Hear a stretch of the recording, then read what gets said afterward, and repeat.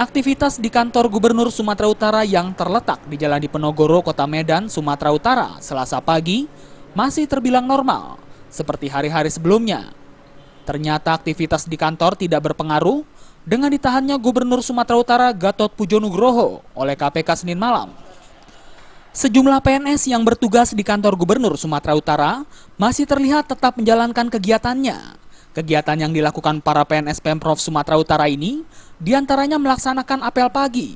Apel pun berjalan lancar tanpa dihadiri sang gubernur. Apel dipimpin langsung oleh Wakil Gubernur Sumatera Utara Tengku Eri Nuradi.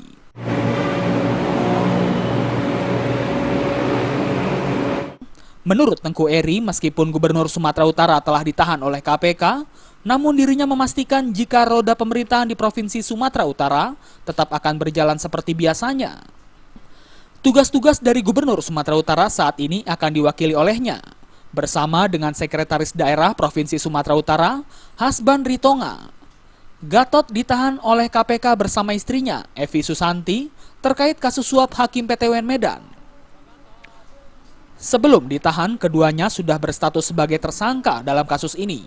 Penahanan pasangan suami istri itu dilakukan usai menjalani pemeriksaan di KPK. Dari Medan, Sumatera Utara, Tim Liputan melaporkan.